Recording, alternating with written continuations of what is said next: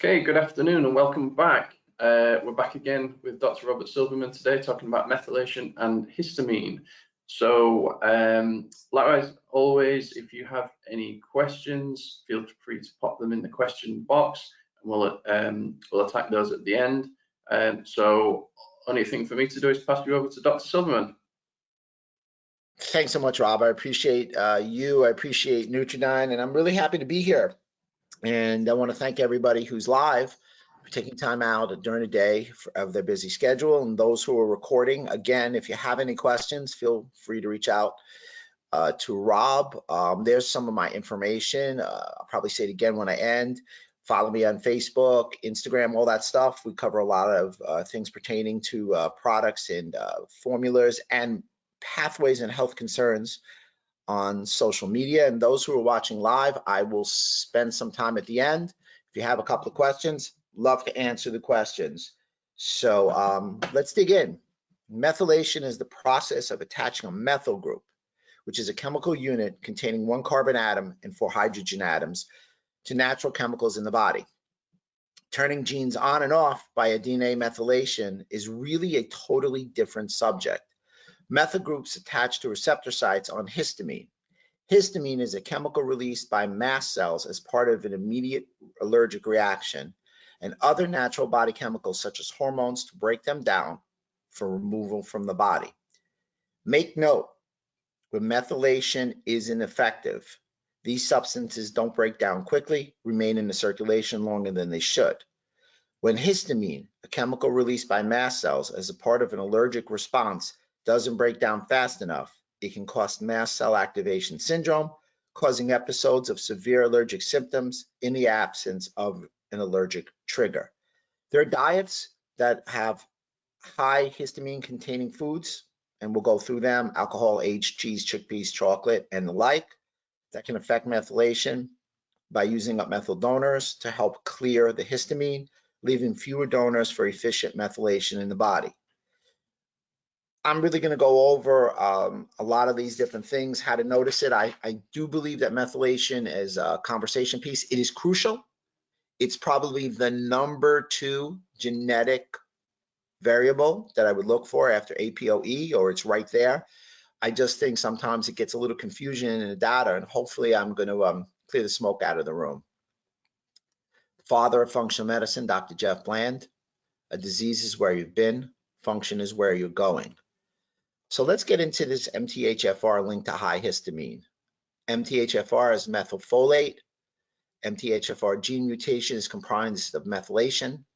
Methylation is needed for proper functioning of HNMT enzyme. It's also needed for proper functioning of COMT enzyme.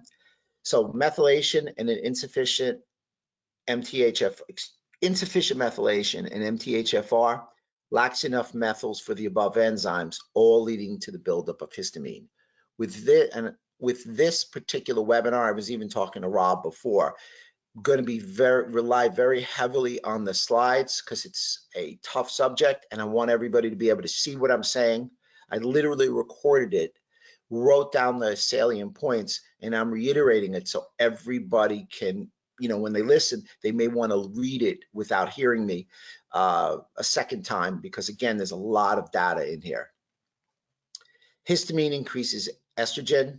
Estrogen regulates a DAO enzyme that also degrades histamine in the gut. So you've got this flow chart of methylation ultimately leading to bile acids. As we all know, the decrease in bile acids can lead to SIBO, small intestinal bacteria overgrowth.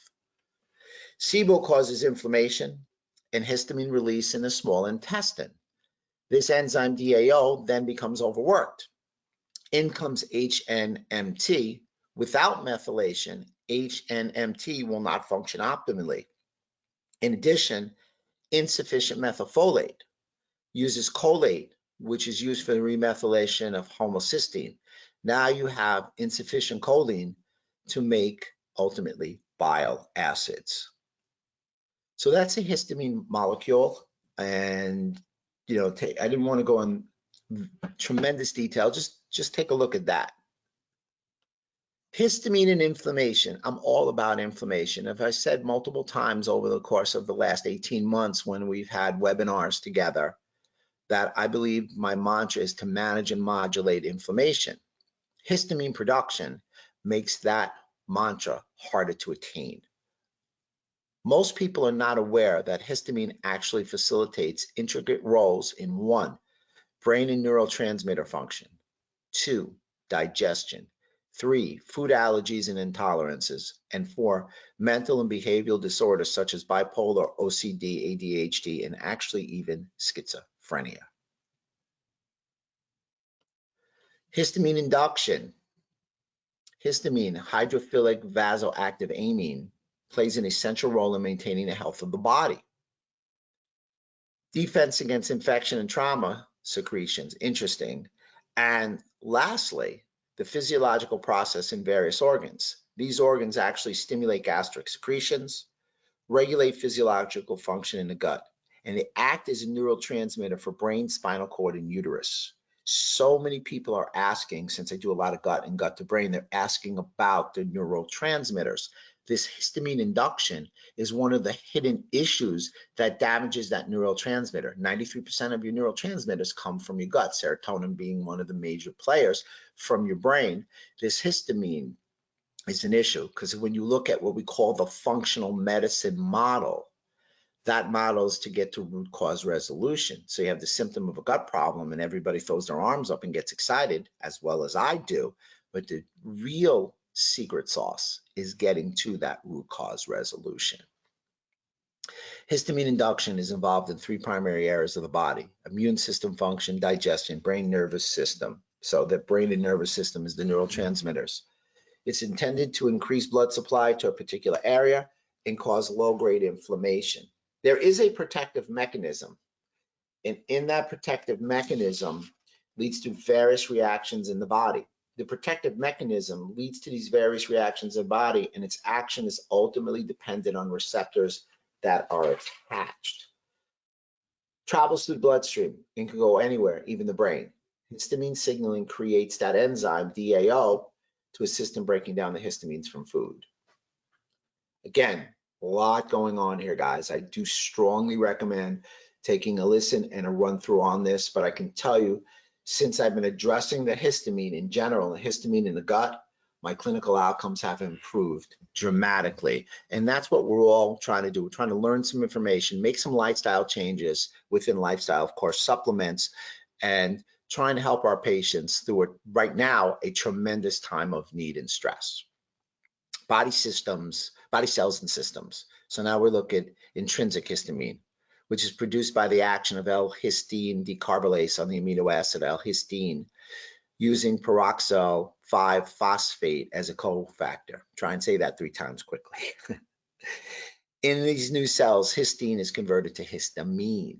This newly formed histamine stored structures within the cell, intracellular granules, in readiness for the release of body systems, signaling a result of inflammation or produced to defend body from injury, infection, or allergic reaction. Signals come from lymphocytes, cytokines, and antibodies. Everybody thinks antibodies is a beautiful, wonderful thing, but antibodies, if they stay too long or become aberrant like autoantibodies, pose an issue. There are microorganisms in the large bowel. Many bacteria living in the large bowel produce histine decarbylase, capable of converting histine into any protein that enters the bowel into histamine. Remember, it's always the protein that's typically the problem. If it's the large undigested protein that passes through the small intestine, that triggers the immune system. So large undigested proteins, even though when it's in the large bowel or the large intestine, you're looking to dispense with it. Histamine can be conveyed through the bowel walls to various sites in the body. So let's go over some fundamentals of histamine. Its role in immunity. It directly affects symptoms of seasonal and food allergies. It can activate or re-amp immune system. Additional histamines in environment of food sources actually create an overload of histamine in the body and too much inflammation. Again, look at the triggers. We've talked about triggers in our lifestyle. Environment, toxins in the environment, foods, practicing, and I'll be in practice this afternoon I've got a couple of webinars to do this morning.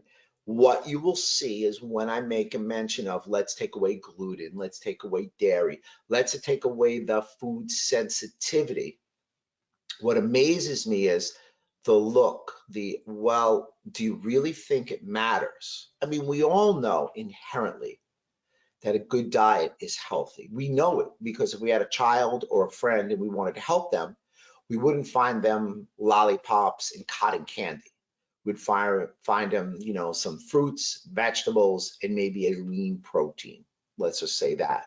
So it's something that we have to constantly remind everybody, and histamine is just layers into the dramatic effect that the gut in the body's inflammatory system can adversely affect us. So too much inflammation leads to outside influences to turn down histamine overload, known as histamine intolerance. Now we're getting there. H1 receptors are associated with an allergic reaction function, and H4 receptors direct immune cells towards a source of histamine into inflammation hotspots. Histamine is necessary for autoimmune support. What about its role, histamine's role in digestion? Well, histamine stimulates stomach acid, which is truly one of the first early lines of defense against bugs. It's effective for breaking food down, and when the food is broken down through the digestive process, it allows for proper nutrient absorption. There are bacteria that naturally live in the body and produce histamines. If these bacteria are overgrown, digestive dysfunction, IBS, Crohn's, leaky gut, or dysbiosis may occur. This is the result of histamine intolerance. Enterocrotin-like cells, ECL as they were referred to, line the gut and are responsible for the release of histamine. These H2 receptors are involved in the regulation of gastric production and bowel movements. If digestive dysfunction occurs, excess histamine release gains momentum. And this poses an issue because it shifts the balance in immune cells and reduces integrity in the gut. Let's just take a second there. I've always talked about something called dysbiosis. Dysbiosis, the leveling of good and bad bacteria. I really want to talk about dysbiosis as a needed balance to allow the ecosystem of the gut to function well and signal health. Yes, dysbiosis is 85%, but it's the balance between specific bacteria and the balance also, maybe the crux of inflammation of immune cells. All this imbalance can trigger inflammatory systems and digestive dysfunction. How about the role of histamine in the brain and the nervous system? Well, quite frankly, the role in the nervous system has never been more complicated because I think our systems, especially our nervous systems, are on alert. Histamine, as a neurotransmitter, actually works to control the sleep-wake cycle. It may actually decrease GABA levels and increase norepinephrine and epinephrine levels. Histamine may cause permeability of the blood-brain barrier. The blood-brain barrier, single layer epithelial cell that filters 400 miles of arteries to the brain. I'm a big believer in detecting triggers and detecting barriers. The two barriers I look at most inside the body, intrinsically, if you will, are without question the gut barrier and the blood-brain barrier.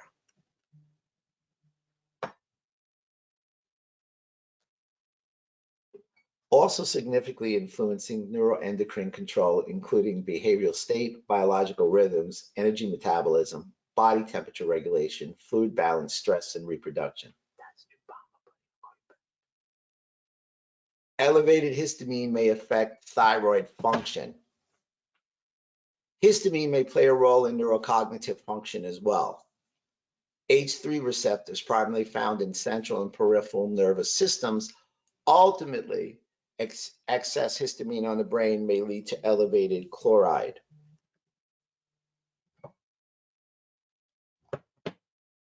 Histamine action. Chemicals produced by immune system that create inflammation in response to attacking by an invader. There's also a component of stomach acid that aids in digestion. What about the role of histamine in immune responses? I mean, again, we're digging in here. There's a lot to cover. The role of the histamine immune response really works by causing blood vessels to swell or dilate. It's a great signal for white blood cells to quickly find and attack infection or problems. Great example of this is a mosquito bite swells occur along with itching and pain. It's a great example of histamine.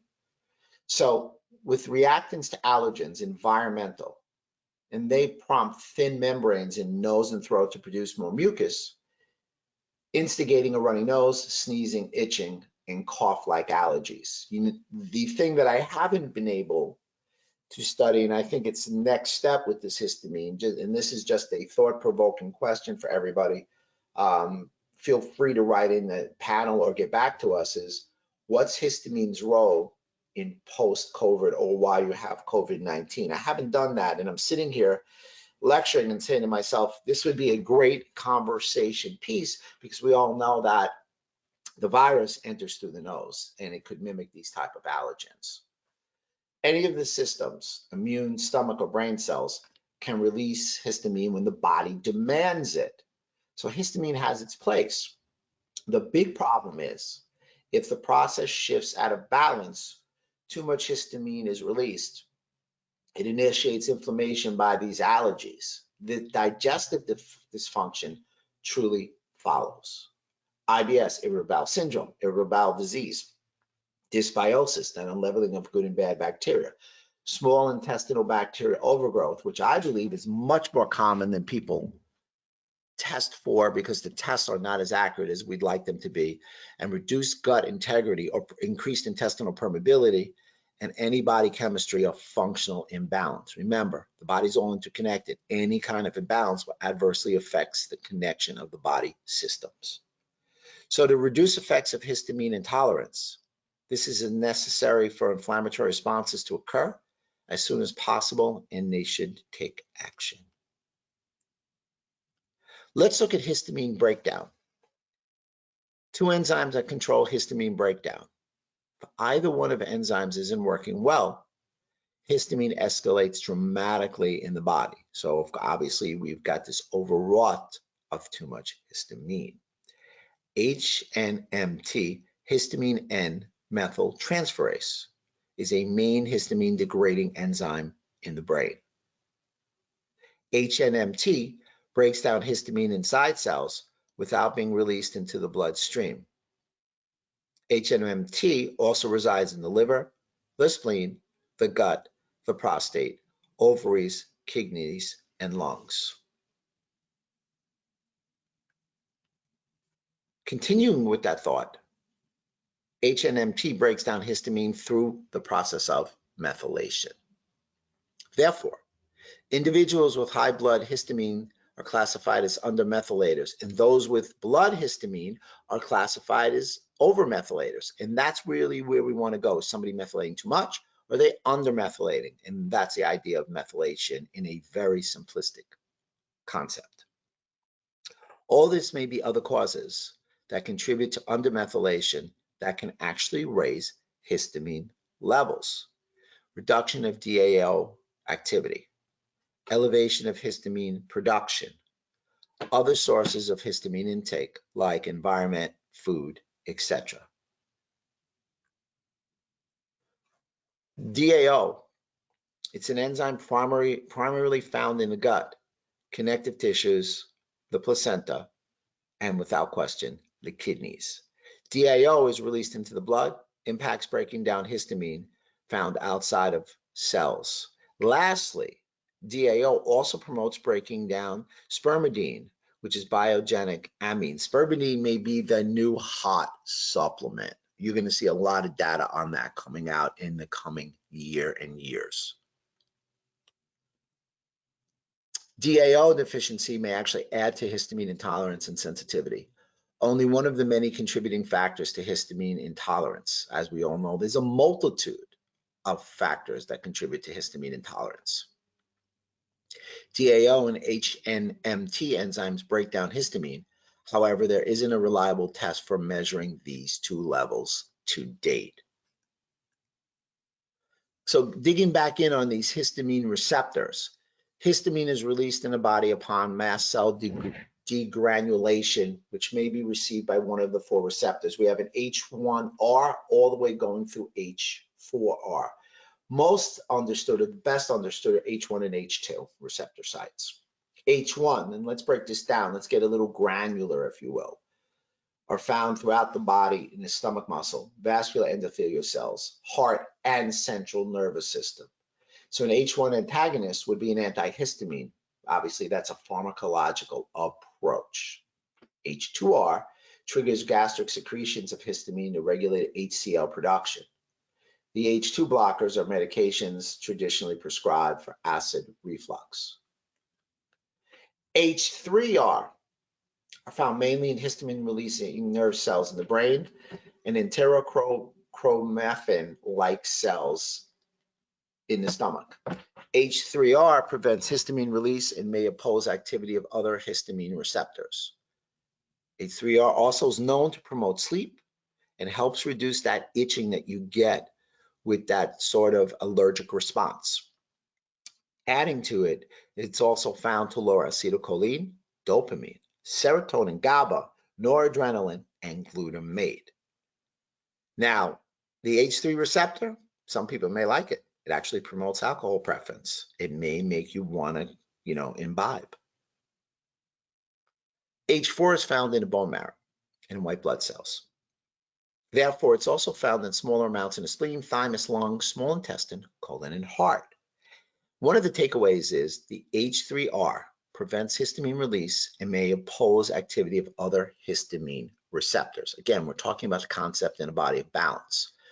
H4R activates white blood cells involved in inflammatory responses, and it's also responsible for the fascinating, I call it fascinating because this fascinating cytokine release, because there's 17 cytokines and 13 of them, if I count correctly, are pro-inflammatory, where 4 of them are anti-inflammatory.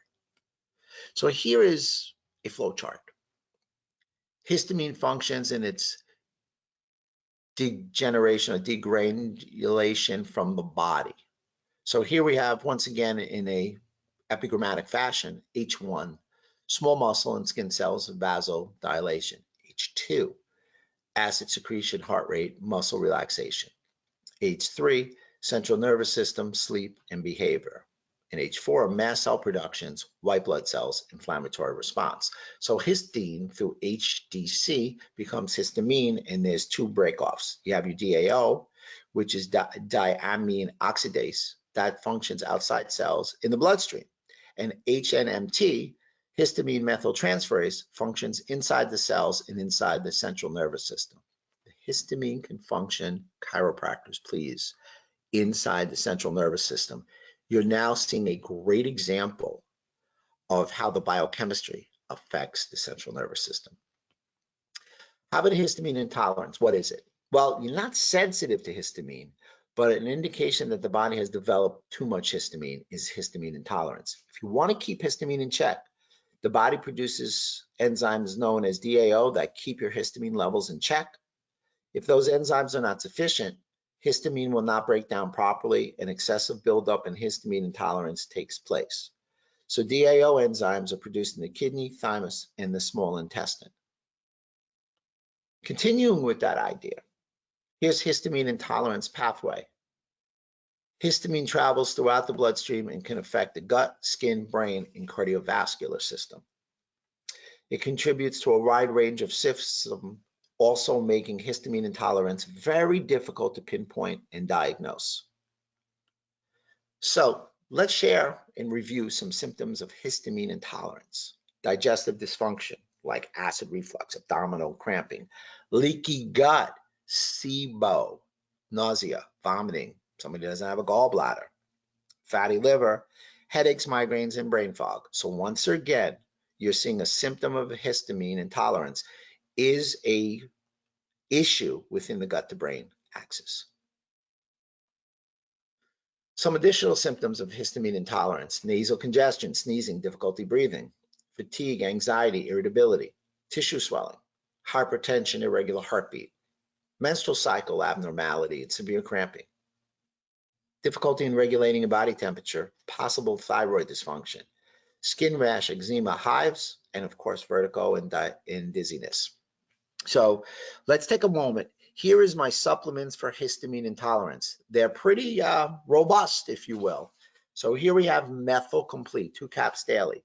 Methyl Complete is a comprehensive formula providing 5-methyl tetrahydrofolate, a biologically active form of folate, as well as key methylation supporting nutrients such as NAC, B18HCl, and vitamin B12.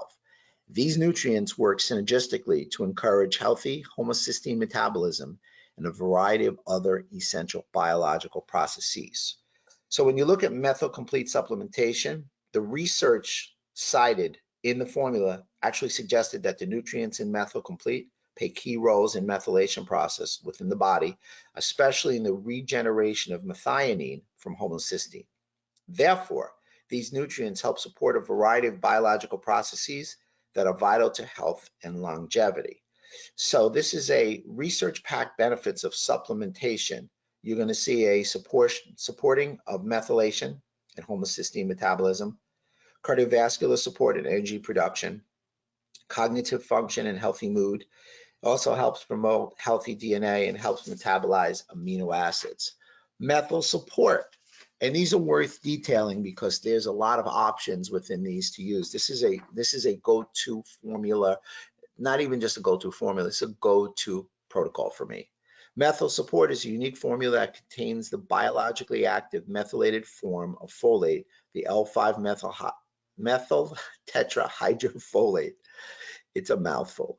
Many B vitamins supplements contain folic acid, which require additional metabolism and enzymes before it's ready to be utilized by your body. There's a biofolate found in methyl support, which provides pure calcium, L5 MTHFR, for supporting healthy folate status, regardless of if you lack the necessary enzymes to properly utilize folic acid. So once again, just like the previous one, and maybe Rob at the end will get on and really differentiate when you do complete versus support. I think that'd be a great thing. You'll see that it helps with methylation and methyl support. Essential multi, vitamins and minerals, as we all know, are key macronutrients required by the body for optimum health and longevity. This Nutridyne Essential Multi is a comprehensive vitamin, mineral, and herbal extract blend of bioavailable ingredients, once again, including biofolate. So deficiencies in specific vitamins and minerals can be a major cause. I'm a big proponent of always taking a multivitamin, multimineral. Supports cognitive function and mood, provides antioxidants to help support oxidative stress, helps with immune function, of course, energy production, vitality, and the like. NutriChillax, it's really a great support for healthy glutathione levels and detox. It's a very unique formula that contains bioactive forms of vitamin B12 and vitamin B9 and folic acid, as well as antioxidants that'll support the cardiovascular function, nervous system, and cellular function. Once again, this is really going to help with the cardiovascular system and many other systems, and you're again looking at a healthy inflammatory response. So this is a pseudo detox formula. NAC, you'll see NAC in a lot of my immune functions, but NAC again will support the glutathione. Zinc bisglycinate. Zinc is a critical central nervous system enzyme. Alipro is an advanced nutritional support containing evidence-based ingredients shown to support immune function and healthy respiratory system. Now it's got DGL, quercetin, stinging nettle, bromelain, and it also has NAC. So when you get to the histamine degrading probiotics, Saccharomyces boulardii, one of my favorites, a yeast that functions like a probiotic. So you can clearly take this at any time if you're worried about any kind of probiotic, which I'm not. But if you are, with SIBO, and additionally, a great choice to take if someone's on an antibiotic. Ultrabiotic Daily is a foundational probiotics for healthy gut flora and immunity. It's foundational in that it's a 50-50 blend of Lactobacillus acidophilus and Bifidobacterium lactis. So therefore, it supports healthy gut flora, supports nutrient absorption, and supports digestive function. Again, it's got 7.5 billion colony-forming units at the aforementioned type of bacteria. Spore Probio, one of my go-tos. It's a spore Bacillus subtilis, which is great for diarrhea.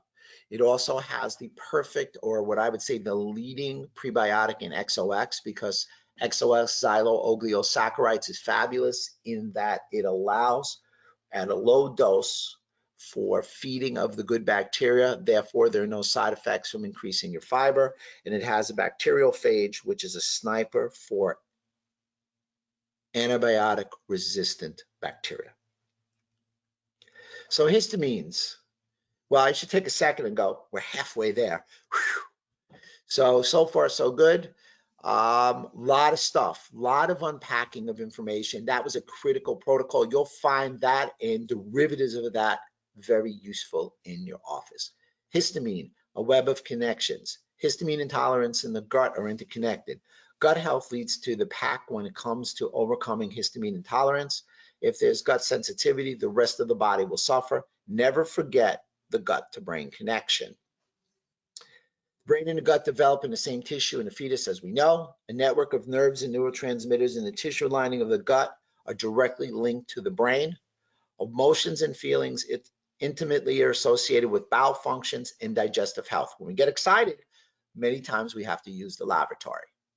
Histamine intolerance in gut will affect what is going on in the brain. Remember, it affects the gut to brain axis, and it can do so by many different venues. FYI, proton pump inhibitors act as antihistamines and can actually stimulate the vagus nerve. The gut has a constant contact with food. It is the physical barrier for our defense. 80% of our immune cells are in our gut. All disease begins in the gut, and maybe all disease begins in the leaky gut. As I said earlier, about 90%, I said 93, of the body's serotonin is produced in the gut, influencing gut immunity. Histamine intolerance directly affects serotonin levels, and unbalanced gut bacteria affects the immune system. Elevated levels of histamine impair proper nutrient absorption. So here's a great list of histamine-containing foods. Let's take a look. Booze, wine, champagne, canned seafood, canned, dry, salted seafood, sardines, mackerel, tuna, anchovies, aged cheese, Parmesan, fresh cream, cottage cheese are actually lower in histamines versus the Parmesan. Aged and smoked meats like bacon, salmon, ham, and salami. Leftovers, reheating leftovers of meal prep kits are high in histamines. Chocolate and some spices, cinnamon, clove, curry, cayenne, and nutmeg. Your fermented foods, though they're healthy, have histamines. Certain legumes, of course, we all know about legumes. They are lectin, so we want to be cautious as long as we're not allergic to them and we cook them. They're fine. I'm not crazy about soy. It's a major culprit of histamine, green peas, red peas, sugar, and sweet peas. The safe beans are lima, pinto, navy, white, black beans, black-eyed peas, lentils, and chickpeas. There's certain nuts, walnuts, cashews, and peanuts that are high again. And to be frank, I don't eat peanuts. I do like cashews and walnuts, unfortunately. Certain vegetables like spinach, avocados. Now, they listed avocado as a vegetable. I'm quite aware it's a fatty fruit. Eggplant, tomatoes, and mushrooms. I know tomato or tomato, we're really not sure where to put it, but they made the vegetables. So you could look into fruits, pineapple, papaya, strawberries, and bananas. You can put the fruits and vegetables together. Vinegary foods, pickles, mayonnaise, olives, and seafood and crustaceans like squid, mussels, shrimps, crab, prawns are all histamine rich. Foods that continue with that create excessive histamine. They're liberators of histamine and trigger the body to produce histamine. Certain fruits and vegetables, so it's a little different. Most citrus fruits, strawberries and other berries, and tomatoes. I do realize they move tomatoes around a little bit. Nuts, walnuts, and cashews, chocolate and cocoa, tomatoes, tomato juice, and ketchup. Alcoholic beverages, food additives, preservatives, and such. So digestive dysfunction, what are some of the symptoms? Once again, SIBO, dysbiosis, heartburn, acid reflux, hormonal issues, insomnia, chronic colds, constipation, irritable bowel, and flatulence. So here's a quote that I'm starting to use more and more. We always use the Hippocrates quote, which I used earlier. We used the Alessio Fasano's quote, which I said all disease begins in the leaky gut. Here's someone that I really like. The primary seat of insanity is the region of the stomach and the intestines. If there's fire in the belly, you have a higher incidence of Alzheimer's, diabetes, stroke, cancer, Parkinson's, arthritis, autism, and heart disease. So let's dig in some facts. I think you'll like this. Cedars-Sinai Health Service Research in 2015 conducted a survey on GI health in the US on GERD, such symptoms like heartburn, acid reflux, etc. Other general GERD symptoms are nausea, constipation, and abdominal pain. Acid reflux indicated that over 110 million people experience acid reflux every week. Suggested support usually over-the-counter acid blockers or prescription proton pump inhibitors. I don't like those. GERD. More than half of the individuals on PPI. It was designed to reduce the amount of acid in the stomach. Still reported persistent symptoms, possibly adding to inflammation of the stomach lining, PPIs. Most people don't have too much acid, they don't have enough, and the PPIs drop it even worse.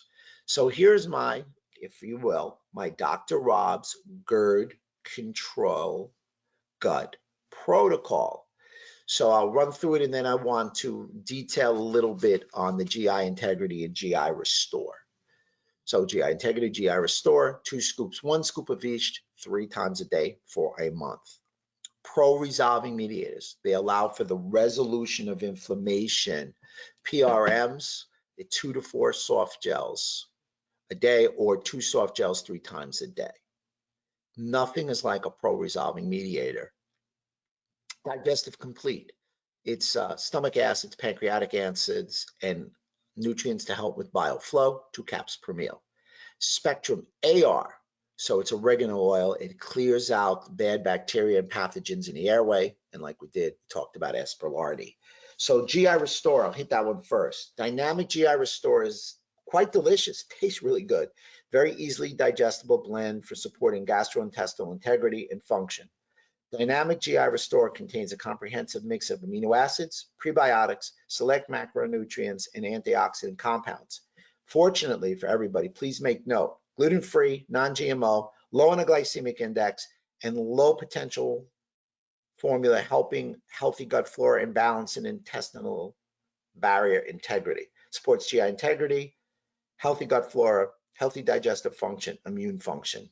Why do we use this and GI integrity? Because I want to keep that gut in its pristine condition.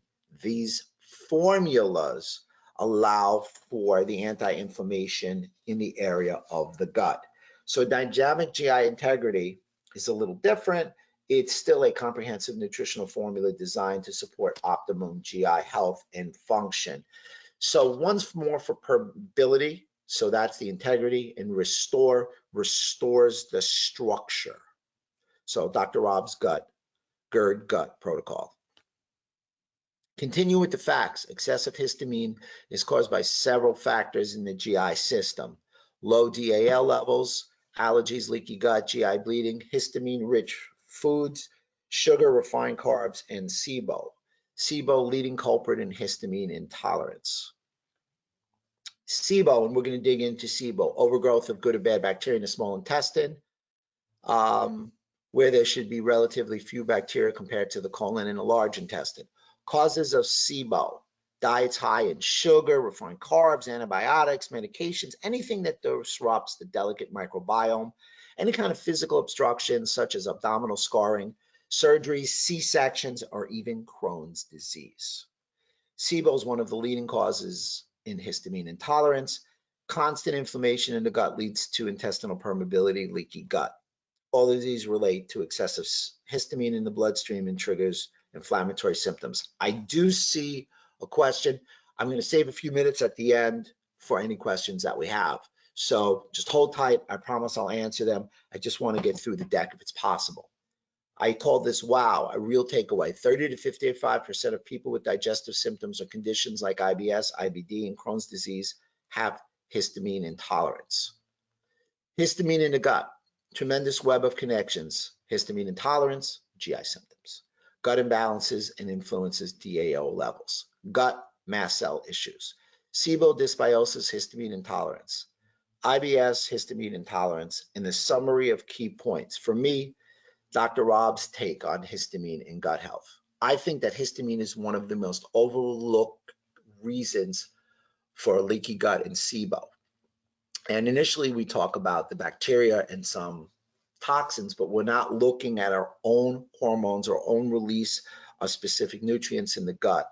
So I think we need to start looking more at histamine as a major player in gut health. So my preference or my take on histamine intolerance: if your symptoms resolve on a low histamine diet and return with the induction of high histamine foods, highly suggest your symptoms are caused by histamine intolerance. Histamine. An excessive amount of histamine can lead to blood clots, gastric acid secretion, blood vessels to dilate, bronchial constriction, increases the permeability of the capillaries. Adrenaline is ultimately released. Swelling and inflammation is common and increases your heartbeat. There's a lot of adverse things, and here's the symptomology that's indicating the histamine, which is going to damage systems. So histamine may be the anchor for some root cause resolution in your body and in your gut. Here's some more underlying causes of histamine intolerance via the gut: leaky gut, parasites, yeast overgrowth, SIBO, H. pylori, IBD. So now you're looking at things that are typically adversely affecting the gut actually causing histamine intolerance. So let's dig in on SIBO. So excessive bacteria in the small intestine, like we said. Small intestine has relatively low levels of bacteria. It is the longest section of the digestive tract. It's where nutrients are absorbed in the bloodstream. There's malabsorption of nutrients. Proton pump inhibitors actually do suppress stomach acid. SIBO often represents a breakdown in protective mechanisms. There are several built-in factors that prevent bacterial overgrowth in the small intestine, foremost the digestive secretions of bile and digestive enzymes, along with peristaltic contractions that move the food bolus through the small intestine. Therefore, a lack of enzymes, bile, or other digestive secretions, as well as reduced peristalsis, greatly increases an individual's risk of having bacteria or candida overgrowth and an intestinal infection, including chronic candida infections of the GI tract. Another key barrier to the bacterial overgrowth in the small intestine is the ileocecal valve that separates the colon from the small intestine. Much like a door, this mechanical barrier is designed to prevent too many of the bacteria residing in the colon entering the small intestine. SIBO stats: estimated 11% of the population has IBS, 60 to 80% of that is SIBO. Estimated 550 people worldwide suffer from SIBO. 1 in 9 people who had food poisoning actually has led to IBS. 60% of patients with diarrhea IBS could be suffering from post-infectious IBS. The takeaway here is the small intestine has a considerably lower amount, exponentially deficient amount of bacteria versus the large intestine. The quality and variety is vastly different in the small and the large intestine.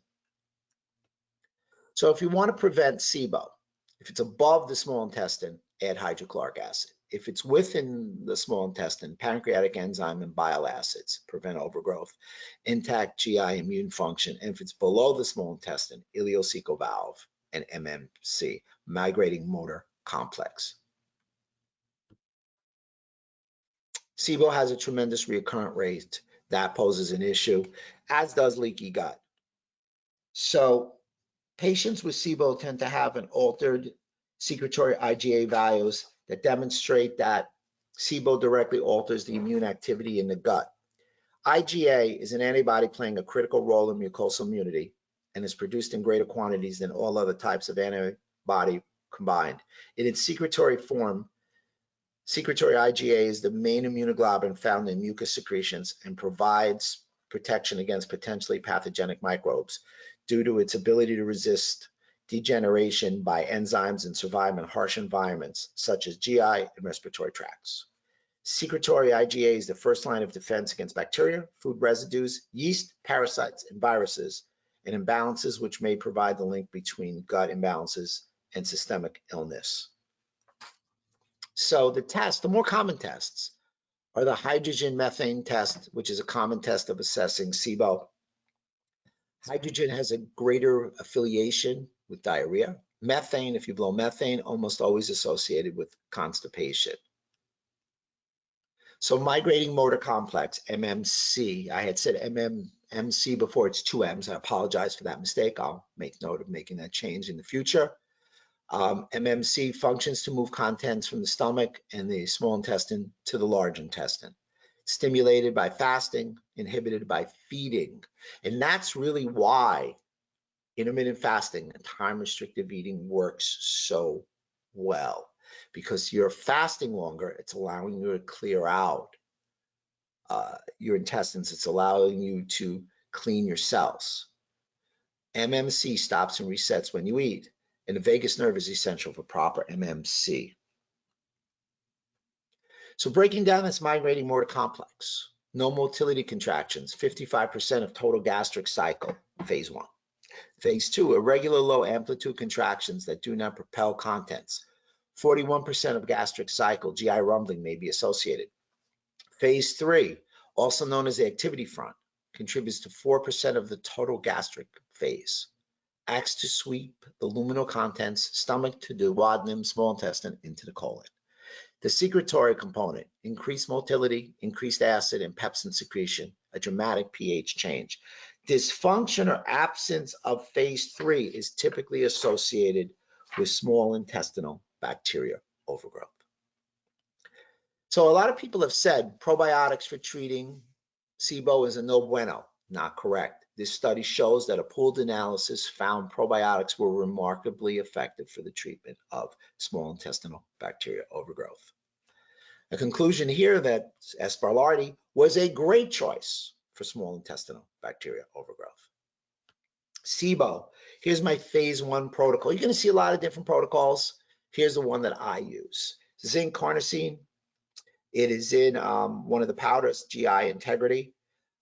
Has a mucosal protective property. Zinc carnosine lessens the exercise-induced gut permeability, increased epithelial resistance, and enhanced tight junction formation stabilization. FODMAP. A FODMAP is a very common elimination diet. So in the FODMAP, it is an acronym for avoiding fructose, lactose, fructans, galactans, and polyols. I believe that it's one of the more hard diets to adhere to. So therefore, I make a strong recommendation of the ketogenic diet. The ketogenic diet, which is 75% fat, 20% protein, and 5% carbohydrate, has done the trick. You just got to keep your carbohydrates less than 50 a day. So once again, the FODMAP, fermentable oligosaccharides, disaccharides, monosaccharides, and polyols. And that is a tough diet. Again, Rob's got a list if anybody needs a FODMAP diet to follow. So SIBO protocol, betaine, HCl, and pepsin. You want to titrate each meal, supports digestion and the breakdown of food. Amylase, lipase, protease, pancreatic digestive support with each meal. And you always want to continue with biosalts or ox bile with each meal. The takeaway in this section is insufficient output of digestive enzymes from the pancreas is associated with many symptoms associated with SIBO and may represent a key underlying factor in many cases. Digestive enzymes are also the most likely host defense mechanism within the gut that prevent the formation of biofilm. So you'll add a fabulous dairy-free probiotic, powdered nutritional support, like we'll talk about our medical foods, and continue with your modified elimination diet. That ongoing care for health, when it's all done, for me, I continue when all symptomology and tests are negative for 6 months after, because if you have SIBO, you never want it to come back. Continue with the biosalts, ox bile for each meal. Added powdered nutritional support and continue with a probiotic. So here is my SIBO protocol, phase 1. I know we're picking up the pace, trying to make it under the gun for 60 minutes and then answer some questions.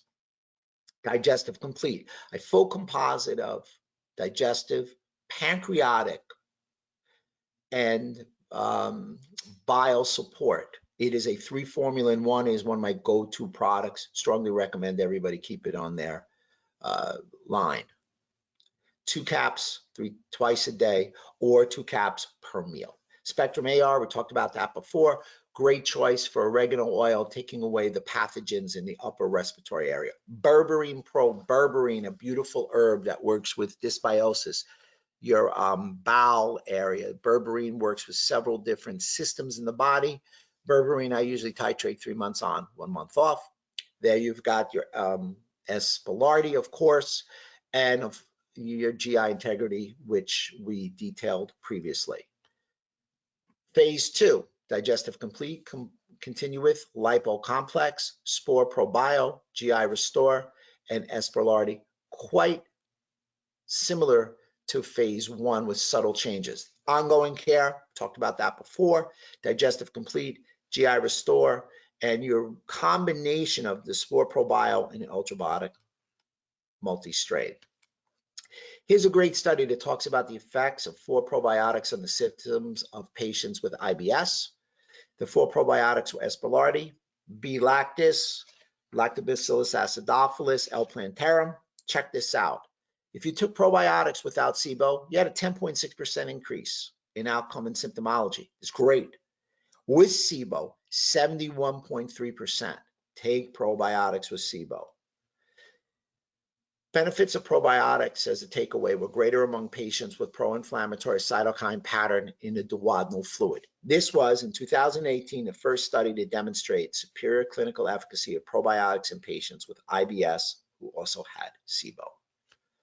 So the following slides could be a little alarming, and this is one that you may want to show all your patients. Foods that increase the odds of SIBO and histamine intolerance. Guess what that is? Does anyone know anyone who's a sugar addict?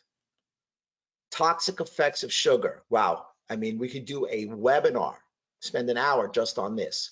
Aging the speeding process, suppressing immunity, disturbing mineral balances, weight gain and obesity, kidney hyperactivity, depression, osteoporosis, coronary heart disease, Crohn's disease, ulcerative colitis, fatty liver, constipation, fluid retention, headaches, and migraines. Talk about a litany. So here's your sugar addicts and food sensitivity protocols. Wanted to share a lot of protocols. We haven't been able to get together. I wanted to give you guys some stuff. We're probably going to have another follow-up webinar, more like in Q2. So I want to be able to share some potent protocols. So here's your sugar addiction protocol. Glyco-IR, 5 caps daily. Glyco-IR is interesting. It's a high quality vitamin and mineral supplement formulated with a proprietary blend of natural extracts and powders for optimum support in healthy blood glucose levels already in normal range. If you can help with the blood glucose levels, there's going to be a dramatic change in their need for sugar. So it has that unique combination of vitamins and minerals and plant-based extracts, which provide advanced nutritional support for optimum blood glucose, already balancing them and trying to get them in what we call the normal range. So it helps blood glucose levels to get in a normal range and provides potent antioxidant support. Fish oil, omega-3 fatty acids, can't do any better than that. They work on every cell in the body. They allow for the biodiversity in the gut. And Cogni Balance, which was used to be the carb crave, I think, actually helps you crave your carbohydrates. People love these carbs. Why? Because sugars work with the reward center in the brain. Food sensitivity program, Methyl Complete, 2 caps daily. HCl support, 2 caps with each meal, and my Super 7R action plan, which I've shared with you multiple times. So just winding up, let's take a look to the future. Integrative scheme of effects driven by histamine in the peripheral innate immune cells that ultimately may interfere with neuronal survival. So histamine damages the peripheral immune system, the innate immune system, turns on the microglial cells. These microglial cells, when they're active, can actually parse and damage the blood-brain barrier, or if the blood-brain barrier is damaged by histamine, microglial cells are activated. This priming of microglial cells lead to an increased release of cytokines, chemokines, and reactive oxygen species, ultimately damaging neuronal structures. So you want to repair, the blood-brain barrier to avoid this type of neurodegenerative damage. Avoid gluten, avoid dairy, avoid your sugar, avoid your lectins if you're allergic. Fix the gut with my 7R action plan. You can pick from a slew of different probiotics. I'm a big proponent on heavy metal detoxes. I think they're great. I may want to do an upcoming webinar on that idea. Here are some nutrients that help repair the blood-brain barrier. Acetyl-L-carnitine protects mitochondria and cells. It helps repair the blood-brain barrier by reversing mitochondrial decay caused by oxidative damage. Alpha-lipoic acid also preserves the blood-brain barrier. It's the only thing I know that works with the watering and fat part of the cell as an antioxidant. Berberine reduces inflammation and brain injuries. Curcumin, everybody's anti-inflammatory, increases the concentration of tight junction proteins in the brain, decreases brain swelling, and prevents disruption of the blood-brain barrier. It activates the NRF2 antioxidant pathway. D3, it should always be D3 with K2. Actually, D3 by K2 increases the levels of specific proteins of the tight junctions of the blood-brain barrier. Sulforaphane comes from cruciferous vegetables. Really hard to get them because in a diet, they're there with Brussels sprouts and broccoli, but you have to eat them raw or chew them. If you cook them, you lose myelinases and enzymes, and sulforaphane is not present. It's highly decreased at that point. Omega-3 fatty acids help with cell membrane fluidity. They strengthen the blood-brain barrier. And of course, resveratrol reduces inflammation and restores the integrity of the blood-brain barrier. Some hacks: sleep. Restrict sleep impairs function of blood-brain barrier, increases permeability, increase your sleep. It's where your brain detoxes and shrinks to 40% of its size. Avoid environmental mold and microtoxins. Microtoxins reduce integrity of the blood-brain barrier. They cause neurological damage and they increase support of the blood-brain barrier. B vitamins are great. They support the blood-brain barrier. They'll actually help heal the brain. And by the way, whatever you do to your brain, you do to your gut. Whatever you do to your gut, you do to your brain. Blood-brain barrier protocol, brand new for everybody. Dynamic Brain Restore. What a great formula. Dynamic Brain Restore actually has the most pertinent research-backed benefits of supplementation, supports cognitive function and healthy mood, supports and maintains DNA, supports blood and oxygen flow to the brain, supports neurotransmitter production in neural tissue, and helps metabolize amino acids. The blood-brain barrier support has alpha GPC, UMP, and acetyl-L-carnitine, which is a highly available form of L-carnitine. And it also, that form of carnitine can cross the blood-brain barrier where it helps to manage damage, support mitochondrial function, and maintain normal neurotransmitter. Formulation also helps with the release of BDNF, brain-derived neurotrophic factors. BDNF allow for brain neurogenesis. D3 5000 with K2, 1 to 2 soft gels daily. Pro-resolving mediators allow for the decrease of chemokines and cytokines in the brain. They allow for a microenvironment of anti-inflammation. Curcumin, what a great choice, 400 times. It means the increase of 400 availability. Omega-3 fatty acids, as we indicated before, and resveratrol plus. Resveratrol plus supplementation, in summary, shows that the research suggests that the ingredients they used in the formulation were great for healthy blood lipid levels, vascular function, mood and well-being, and had a positive effect on the blood-brain barrier. So, last slide before we get to the takeoff. Take a look. Histamine, in a nutshell, we could go through H1, H2, H3, H4, ultimately has an adverse effect on central nervous system, cardiopulmonary system, skin, respiratory, uterus, GI, of course, leukocytes, and bone marrow. So obviously we don't want histamine intolerance. So keep an eye out. 2022 will be the release of my new book, Superhighway to Health, 7 Steps to Optimizing the Gut-Brain Connection. It's being re-edited. Tons of things are being added because of the pandemic that we're going through and things like histamine, which need to be included. So, got it in there, Rob. Here I am. If you guys want to contact me, I'm sorry, there's your Facebook, and I know you got some questions. Hey guys, so we'll kick off the questions. Thank you for that talk, Dr. Rob. For anyone that's worrying, the slides will be made available, so you don't have to remember all that, as well as the recording will be made available in the next couple of days. So let's start with the questions. How can we detect histamine intolerance?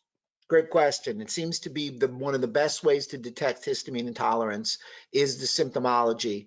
And also, I believe the elimination diets, since the tests aren't so effective, taking away those histamine foods. It's kind of like what we talked about before, but it's a great question. And just remember, most people don't, Diego, if I can say his name, I don't think you guys have the same HIPAA that we do here.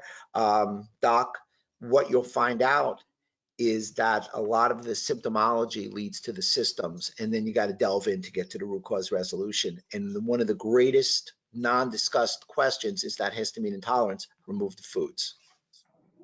Perfect. Is there any way to heat leftover foods without increasing histamine? Yeah, you know, my wife did that when she saw this, because my wife does all my slides, and she found out, well, first of all, if the food has left, if it's a high histamine food, it's a high histamine food.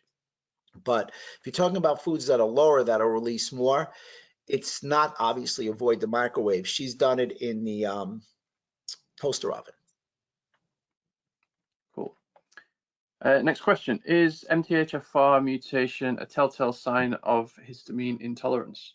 It is not a telltale sign, but you always want to test for the mutation. So if I were to do the most basic genetic tests, and I always start every blood test with these, if people don't want to pay for a genetic test, if I was just going to do blood, I would do the APOE and I would do a MTHFR mutation. Everybody has an MTHFR. People look at, oh, I have MTHFR. It's like saying that I have lips or nose. I can see that.